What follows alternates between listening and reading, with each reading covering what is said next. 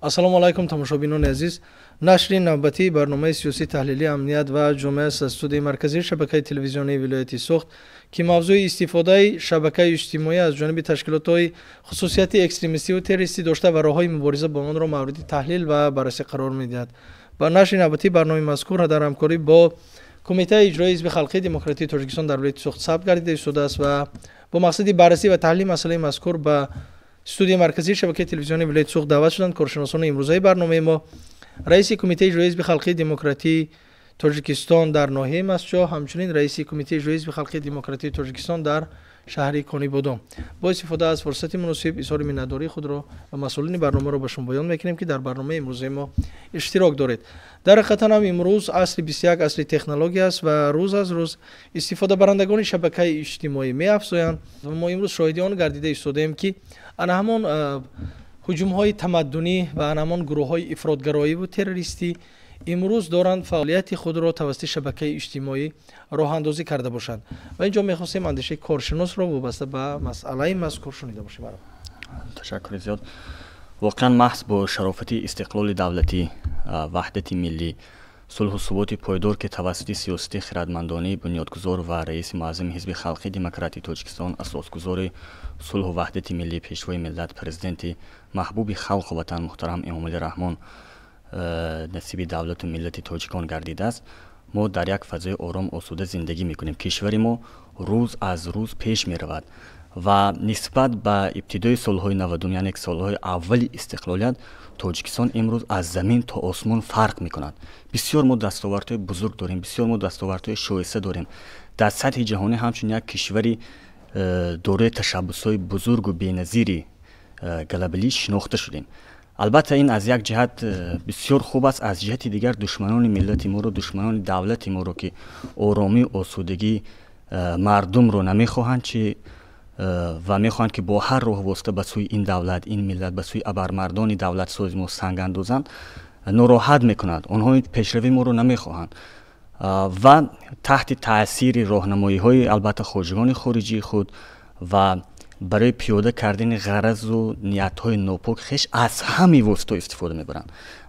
аз ҳамаи воситаҳо, аз ҷумла шабакаҳои иҷтимоӣ ки яке аз нишонаҳои пешрафти илму техника аст ва бояд ки дар замони имрӯза ба манфиати тарғиби сулҳ, ба манфиати тарғиби ваҳдат, мубодилаи таҷрибаҳои илмӣ, мубодилаи гӯем ки дастовардҳову пешрафти ҷаҳон бояд кӯмак кунад. мутаассифона дар аксари ҷо аз ҷониби ҳизбу ҳаракатҳои ифротии террористӣ истифода мешаванд ки ин албатта аз рӯи муқтазои табиати он аст. чунки дар урфият ҳам мегӯянд неши каждум на аз пекин аст, балки муқтазои табиаташ ин аст. ҳамон муқтазои табиати террористони ифротгароён ба ҳар роҳу восита заҳри худро задан аст, таъсири худро гузоштан аст ки мутаассифона имрӯз аз шабакаҳои иҷтимоӣ, махсусан аз шабакаҳои маъмули иҷтимоӣ ки имрӯз дар ҷаҳони муосир бисёр пайрав доранд, истифода мебаранд ва бадбахтӣ дар он аст ки мо солҳои охир мушоҳида мекунем ки аз ҳисоби тоҷикони худбохта, аз ҳисоби тоҷикони ҳувиятбохта ки ғурури миллӣ надоранд, худшиносии миллӣ надоранд ва намедонанд ки он рафтору гуфтори ифротию террористӣ онҳо на танҳо масалан номи худашонро догдор мекунанд, номи хонаводии худшон догдор мекунанд, балки метавонад ба миллати мо иснод биёрад.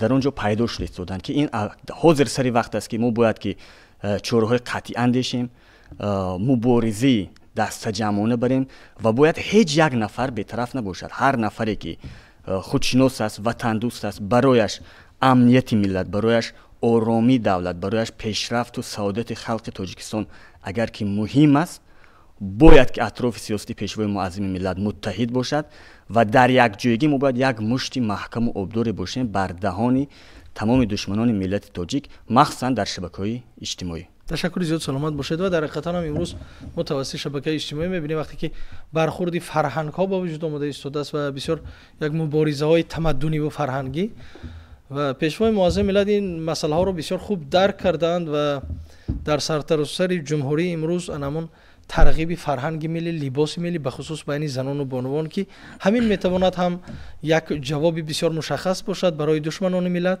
ва ҳам метавонад ки як ضربه جوابی برای آن نفرانی که نسبت ملت و دولت ما با چشم بد نگاه میکنند. میخواستیم اندیشه شما رو معلوم شنیده باشیم. مرحبا. تشکر زیاد. واقعا لباس ملی ما افتخار ملی هر یک بانوی تاجیک است.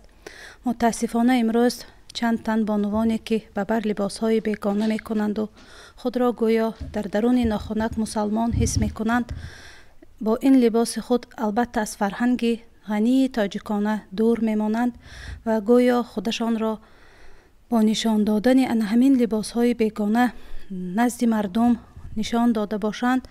در آیت 256 قرآن مجید آمده است که در دین هیچ مجبوری نیست. واقعا آنها با برنمودن این لباس بیگانه خود گویا خودشان را مجبورن به اسلام، به دین نزدیک می سازند. برای پیشگیری چنین پدیده ها، برای ترغیب فرهنگ ملی، لباس ملی، ما پیوسته مسئولین کمیته های اجرایی در شهر و ناحیه های حزب خلق دموکراتی تاجیکستان کوشش میکنیم که لباس ملی تاجیکی خودمان را پیوسته بین به واسطه زنان و بانوان ترغیب کنیم. در گلگشت ها، در جایهای سیرادم، در آن جایهایی که بیشتر زنان و جوان دختران به نظر می رسند، اکسیه ها را تحت عنوان تاجیکانه می پوشیم، با لباس ملی خود افتخار داریم، می گذارانیم تا ذره هم باشد برای ترغیب لباس ملی که امروز به شرافت استقلال دولتی و کوشش و زحمت های اساسگذار صلح و وحدت ملی پیشوای ملت، لباس ملی ادرس و اطلس و چکن ما به فهرست بهترین لباس های یونسکو داخل شده است. برای چی آن را ما با افتخار به بر نکنیم؟ پس می سزد که همین تدبیر اندیشی را در بین بانوان بیشتر گردانیم تا آنها واقعا درک کنند که لباسی همان عورت و حجابی که آنها گویا با رنگ سیاه و دیگر رنگ ها خودشان را می پیچانند، البته این نشانه مسلمان بودن آنها نیست. البته مسلمانی در قلب هر یک انسان است و این حرف ها را جناب عالی اساسگذار صلح و وحدت ملی سنه 9 مارس سال 2024 در ملاقات با فعالان، خادمان دین و نمایندگان جامعه که در آن ملاقات اشتراک داشتیم خیلی مفصل و واضح قید کرده بودند. تشکر زیاد معلم، سلامت باشید. و امروز وضع جامعه جهانی از هر وقت بیشتر ناآرامتر می‌گردد و ما امروز درک کرده ایستادیم که بازی های بزرگ بین قدرت ها با وجود آمده ایستاده است و به اندیشه شما ما مسئولین بخش های ایدئولوژی، اهل زیا، نفرانی که امروز میتوانند شخصیت تاثیرگذار باشند، نفرانی که امروز سخن آنها سخن های هدفرس هست، در برابر آنها که در سیمپوزیوم ها، در ملاقات و واخوری ها صحبت ها می شود، امروز کدام شکلی فعالیت در شبکه اجتماعی راه اندازی گردد تا ما توانیم که برای همین هجوم های اطلاعاتی جواب های مشخص داده باشیم و شهروندان خودمان را و ملت تاجیک را از همین گونه تهدید و هجوم ها حفظ کرده باشیم. برام یکی از بزرگی پیشوای معظم ملت و فرقیت این شخصیتی ابرمرد از دیگر سیاستمداران به فکر من در آن است که از نخستین روزهایی که پیشوای معظم ملت در وضعیترین شرایط زمام دولت داری ملت ما رو به دست گرفتن، تاجیکستان رو از پراکندگی نجات دادن، با احیای عنعنه‌های ملی، احیای سنت‌های قدیمی اجدادی و شخصیت‌های بزرگ و تمدن آفرین متوجه مخصوص ظاهر کرد. حتی از نخستین روزهایی که ما در مرحله جنگی یا بعد جنگی قرار داشتیم، همین چیز در مرکز توجه و سیاست پیشوای معظم ملت بود. ببینید از سال 1999 ما 1100 سالگی دولتداری سامانیان رو جشن گرفتیم و بدتر از این بزرگداشت مولانا جلال الدین بلخی، بزرگداشت ابو عبدالله رودکی، شیخ کمال خوجندی، بزرگداشت امام اعظم، یکی از نابغه های بزرگ عالم اسلام، و با خطی کریلی با زبان تاجیکی ترجمه و دسترس نمودن قرآن کریم که مقدسترین کتاب عالم اسلام است و دیگر کارهای بزرگی که مثلا در سمت تاریخ گیریم، به هر یک خانواده تاجیکان چاپ و دسترس نمودن کتاب علامه باباجان غفوروف و ببینید که اقدام نوبتی که عملی می شود چاپ شاهنامه بزرگ و بیزوال فردوسی بزرگ، این همش بر خاطر چی است؟ به خاطر خودشناسی، تقویت خودآگاهی ملی و مستحکم نمودن همون احساسی و تندوستی و خودشناسی هر یکی ما و همین باید که میتواند که چی در شبکه‌های اجتماعی چی در هنگام صحبت بین اهالی یکی از اساسهای فعالیت ترغیباتی تشویقاتی ما باشد. ببینید پیشوای معظم ملت ما چقدر بزرگ هستند که در همه سمت ما دستاورد داریم. در دین از پیشوای معظم ملت بزرگتر نیست که اولین شده در منبر سازمان ملل متحد گفتن که اسلام به تروریسم علاقه ندارد، تروریسم دین ملت ندارد. پیشوای معظم ملت ما بودند که کتاب قرآن کریم رو با زبان تاجیکی با خط کریلی چاپ کردن، دسترس کردن که خوانید آگاه باشید گمراه نشوید.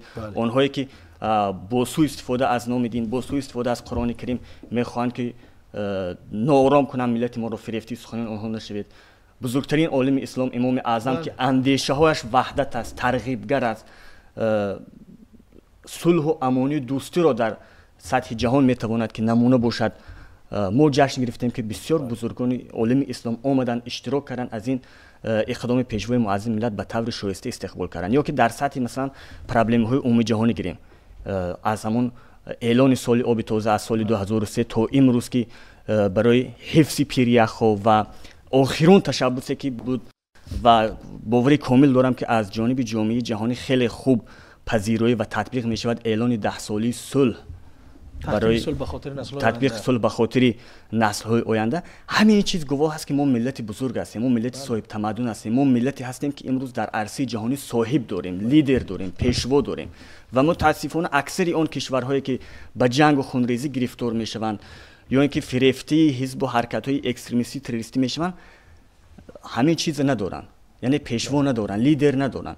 این هدیه بزرگ خداوند است برای ملت ما باید از این شکرگزار باشیم و همین ترغیبی یک عادی‌ترین چیز، کاری مشکل نیست، ترغیبی اندیشه های پیشوای معظم ملت، تطبیق دستور و سپارش های این ابرمرد تاریخی در شبکه‌های اجتماعی کافی هست که ما توانیم همون به قول میسی خود رو اجرا کنیم. و یک چیز دیگر این که همه ما چی از خواننده مکتب امروز هم هست، این چیزی پوشیده نیست، تا خدمتچی دولتی، تا آموزگار، طبیب، دکتر، همه در شبکه اجتماعی دارد، صحیفه مخصوص خود را دارد.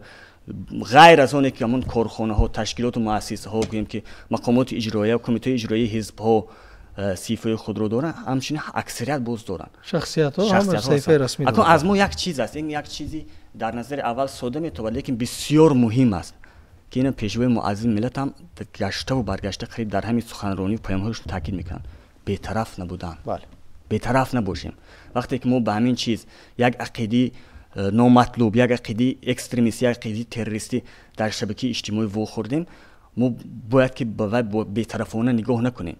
همون یک نقطه سیاه در یک کاغذ سفید اگر زیاد شدن گیرد نقطه ها همون کاغذ رو سیب سیاه میکنن. همین بی‌طرفی ما میتواند که به مثل همون نقطه های سیاه در کاغذ باشد که این وظیفه من نیست، این مثال گفت فلان مقامات باید کار بری کند، این کند، نه.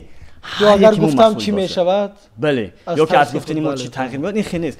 البته تاثیر دارد، هر یک سخنی ما تاثیر. باز ببینید یک چیزی بسیار وی است، مخصوصا در بین جوان ها، یگان نواری که پیدا میشه در شبکه اجتماعی یا که مواد پیدا میشه، توجه اکثرا نه در وی بلکه در شرها هست. بسیاری ها همون شرح اندیشه مردم چگونه، بله، اندیشه مردم چگونه است، چگونه واکنش میشود. و حتی بعضی هم هستن که کسی به مثل من کامنت خونه دارم دست یا شرح خونه دارد، یک لایک یا که دیگر، همین خودش بازگوی اون است که توجه مردم، یعنی که همون اینه که در شبکه اجتماعی هستن میخوان همون واکنش مردم رو فهمن. یعنی که توجه و واکنش ما با همون موادهایی که در شبکه اجتماعی هستن بسیار بسیار بزرگ و تاثیرگذار. چه موادی مثلا گوییم که خوب باشد، مثلا یگان تشبثی خوب و نیک و سازنده از اقدام یگان تشکیلات است یا که مؤسسه هست، ما باید که دستگیری کنیم، باید که ترغیب کنیم با شرح‌های روح بخش کننده که صفی همین گونه صاحب کاران یا صفی همین گونه خدمتچیان زیادتر باشد و آنهایی که ضد ملت و دولت ما می‌نویسند، ضد گوییم که امنیت و ثبات ما میخوان موادهای اغوا انگیز رو در شبکه اجتماعی جا کنن، ما باید که موقع آشتیناپذیر داشته باشیم، محکوم کنیم و باید باور داشته باشیم. اول پیش خودمون در قلب خودمون باور داشته باشیم که همین اندیشه ما تاثیر دارد، همین مقام ما، همین موقع ما برای ملت، برای دولت، برای نسل فرد و برای همون فرزندای نبیره خود ما بسیار و بسیار مهم است. پیشوای معظم ملت یک سخن تاریخی دارند که همون نوآرامی‌هایی که در سالهای اولی استقلالیت شد سبب اساسیش بی‌طرفی بود، مخصوصا بی‌طرفی اهلیزی، مخصوصا بی‌طرفی همون خدمتچیان دولتی، مخصوصا بی‌طرفی همون قشر فعال جامعه، چون که مردم به همون ها باور دارد، واکنش همون رو انتظار است و باید که ما موقعی مستحکم داشته باشیم، موقعی استوار داشته باشیم، موقعی شهروندی و ملی، بله، درویه نباشیم، از همون مهمش درویه نباشیم، به این سیاست، به این ملت صادق باشیم. چون که یک چیز معروف است، یک سخن بسیار معروف است که میگن که جنایت بخشیده میشد اما خیانت نه. ما باید خیانتکار نباشیم. تشکر زیاد، سلامت باشید. و به همین خاطر امروز ضرورت من فکر میکنم پیش آمده که ما در همین شبکه اجتماعی هم چخیلی که ما امروز اعلان میکنیم که ما در اطراف سیاست راهبری دولت متحد هستیم، در اطراف راهبری دولت سرجم هستیم و برای تطبیق همه دستور سپارش‌های پیشوای معظم ملت امروز فعالیت میکنیم. و امروز ما باید فکر میکنم در شبکه اجتماعی هم همین گونه باشیم که یک اندیشه سازنده از کی هم صدا نمیتید، از کدام تشکیلات هم صدا نمیتید و اندیشه ملت سازانه باید ترغیب شود. و باید امروز همه دانند که خیلی یک بسیار اشاره خوب کردن، مثلا در نوشتن شرح‌ها ببینید که همین مثلا در نوشتن شرح‌ها اما باید فعال باشیم. وقتی که یک نفر از بیرون هم وقتی که میبیند درک کند که این ملت همین گونه سرجم است، این ملت یک اندیشه سازنده همین قدر جانبداری میکند، یک اندیشه راهبریت دولتش مثلا همین قدر جانبداری میکند. من فکر میکنم که از همون اندیشه داشتش اکثر همون نقشه‌بندها و امروز مثلا جهان توسط همین شبکه اجتماعی میآموزند، فکر میکنم یک خلاصه دیگرگونه میبرند. معلم میخواستیم اندیشه شما بسته به همین مسئله شبکه‌های اجتماعی. تشکر زیاد. موافق معلومات‌های آماری امروز در عالم نزدیک به 12,000 سامانه‌های رویه‌های تروریستی به نظر می‌رسد. متاسفانه امروز طریق شبکه‌های اجتماعی چنین نفرانی که خائن دولت هستند و یک گروه‌های مخصوص خودشان تشکیل هم کردند می‌خواهند که همین آرامی، همین ثبات جامعه ما را، خاص تاجیکستان را آلوده گردانند و هدف یگانه این گروه‌ها ناسالم گردانیدن افکار خاص جوانان است که بیشک ما در تمام چاره‌بینی‌ها در سمت ترغیب همین اندیشه‌های سیاسی جوانان و زیرکی سیاسی را از دست ندادن آنها پیوسته ترغیبگر هستیم. واقعا در همین ملاقات‌ها ترغیب می‌کنیم، به جوانان تلقین می‌کنیم که راهی خلاصی از تمام ظلم و همین پدیده‌های نامطلوب این داشتن دانش و مهارت و تفکر است. البته تنها همین معرفت سازنده، تفکر سازنده، اندیشه سالم میتواند که همین جوانان ما، نسل آینده ساز ما را از همین گروه ها رهایی کند. و واقعا امروز به شرافت صاحب استقلالی مملکت، خاصت با توجه اساسگزار صلح و وحدت ملی پیشوای ملت رئیس معظم حزب خلقی دموکراتی تاجیکستان محترم امام علی رحمان، برای آموختن دانش و مخصوصا برای نسل جوان تمام امکانیت در جمهوری عزیزمان مهیا است. با اعلان داشتن آزمون‌های سطح جمهوریوی تاجیکستان وطنی عزیز من، علم، فروغ معرفت، فروغ صبح دانایی کتاب است، تاجیکان در آینه تاریخ ملت که واقعا هدف اساسی این آزمون‌ها خودشناسی و خودآگاهی ملی است. در این مضمون محمد حجازی فرموده است که ما باید از نور و گرمی آفتاب آنچنان بهره گیریم که یک روز در تاریکی ما را به کار آید و همین دانش و معرفت هم در اینجا در همین زمینه واقعا برای از بین بردن افکار ناسالم البته تاثیرگذار خواهد شد. تشکر زیاد، سلامت باشید. ببینید امروز ما در شبکه اجتماعی میبینیم می نویسند که مثلا خواننده مکتب فلان صاحب فلان قدر مبلغی شتات‌های متحده آمریکا دانشگاه فلانش کرده است، لیکن در اصل برنامه رو میآموزد او صاحب مبلغ نه، یعنی که همون کوتا هایی که ما داریم، کوتا های پرزیدنتی هم خیلی کوتا ها جدا شده که هستند که مثلا 5 سال مبلغش حساب میکنند، خراجات خوابگاهش فلان عدد مبلغ میشد، به همین شکل اعلان میکنند. لیکن ببینید که همین آزمون هایی که اشاره شد شاید در یگان کشور دنیا نباشد که برای آن که تو کتاب میخوانی برای خودت یک کشور همین قدر برای تو مبلغ میدهد. یعنی ببینید یک نفری که از همین آزمون دوری شهری و مثلا دانشگاهی رفته تا سطح جمهوریوی اگر صاحب شاه جایزه گردد، و به یگان مانعی میتوند که در مرکز همین ولایت سوخت صاحب یک خانه دو حجرگی یا اینکه یک حجرگی گردد. یعنی صاحب یک خانه میشود، یک نفر حتی خردسال هم میگویم هم میگونه صاحب خانه میشود. یعنی این گونه امکانات من فکر میکنم یگان راهبری دولت در یگان کشور دنیا برای جوانان برای نورسانش نمیدهد و در حقیقت من فکر میکنم که به قدر این نعمت خدا دادن نرسیدن این ناشکری کردن است و در حقیقت بسیار یک اشاره خوبی کردن برادر ارجمند. اکثر دولت هایی که امروز سالهای سال آن آتش جنگ خانمانسوزی برادرکش خاموش نمی شود، نداشتن همین گونه یک لیدر سیاسی است و این اندیشه های بسیار خوب را چند سال پیش احمد شاه مسعود شادروان قهرمان ملی افغانستان در همان لحظه های وزبین اشاره به ملت تاجیک کرده گفته بود که من با چشم خود دیدم که امام علی رحمان برای ملتش چگونه جانکنی میکند و امروز ملت تاجیک و شهروندان جمهوری تاجیکستان خوشبخت‌ترین انسان‌های هستند که همین گونه راهبر دارند. ما ببینیم که تاریخ 30 ساله آخر نشان داده است که من فکر میکنم تنها و تنها یک کشور توانست که بعد جنگ خانمانسوزی برادرکش در کشوری باشد که هم به ترقیات خود برسد و هم تواند که برای حل مشکلات بشر تشبس‌های سازنده داشته باشد. اشاره خوبه که شما درباره پیشنهاد 10 ساله تحکیم صلح به خاطر نسل آینده کردید. در همون کنفرانس سازمان ملل متحد همایش کشورها برآمدند از منفعت خود گفتند. یگانه راهبری که برآمده برای مشکلات حل بشر شهروندان خودش و کشور خودش را نه، تنها درباره حل مشکلات بشر گپ زد، این همین امام علی رحمان بود که بار دیگر در برابر همون تشبس‌های بین المللی اعلان کردند که 10 سال آینده به خاطر شهروندان امروز نه، به خاطر نسل‌های آینده 10 ساله تحکیم صلح کرده شود. من فکر میکنم که ما درباره خدمت‌های پیشوای معظم ملت ساعت‌ها روزها صحبت کنیم کم است و برای ما یک چیز است، مسئولیت شهروندی و رسالت ملی رو من فکر میکنم که امروز ضرورت پیش آمده که از هر وقت بیشتر و بیشتر ما باید اجرا کنیم. در آخر میخواستیم خلاصه شما به سبب مسئله که امروز همینجا مورد تحلیل و بررسی قرار گرفت شنیده باشیم. مرحبا.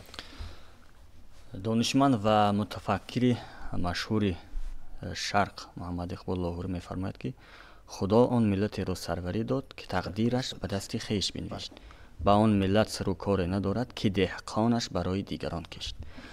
این چیز می شود که ما باید درست درک کنیم. باید ما چی در حیات هر روزه، چی در شبکه‌های اجتماعی با آسیاب دشمنان ملت و دولت خودمان باید که آب نریزیم.